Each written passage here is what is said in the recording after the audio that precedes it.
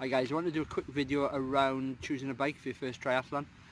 So disclaimer here, you don't need to buy brand new.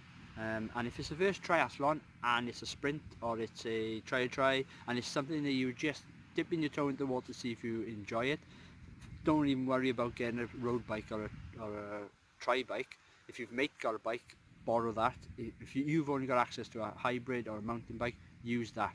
It's about testing the sport, it's about seeing whether you like it or not.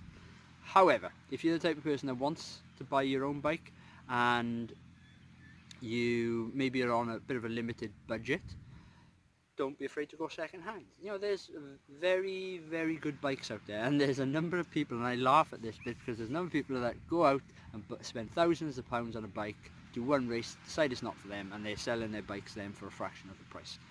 End of triathlon season, you will see people on eBay, Facebook Marketplace, Craigslist, they're all there. So you can pick up a bit of a bargain. So I'll tell you about my experience. My first bike was a second-hand Villia. I knew it was a good brand, but apart from that I didn't really know much else. I don't come from a cycling background, so when people were talking about group sets and people were talking about cassette ratios, I didn't have a clue. I barely knew the difference between an aluminium frame and a carbon frame, and I ultimately thought that was about weight, and it's not always about weight. So I ended up buying a second-hand bike from eBay, £400. It did the job, it served me very well. I still have it to this day, and I use it as a bit of a winter hack. But you know, like I was saying, it's not about necessarily going out and spending as much money as you can. It's about knowing what you're buying. So with regards to it being an aluminium frame and a carbon frame, again, that doesn't really matter. What you need to know is whether you feel comfortable on that bike.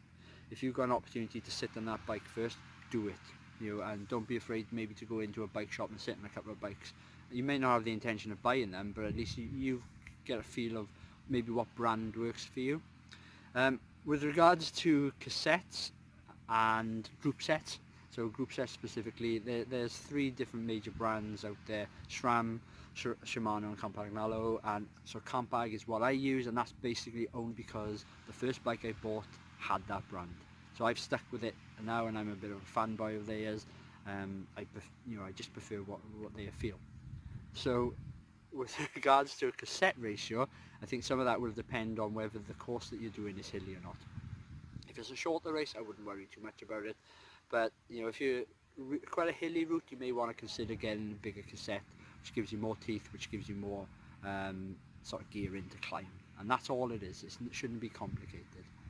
Then the final point is around clip-in pedals, and there are people out there that will tell you that you need clip-in pedals, one to push down and the other one will pull up.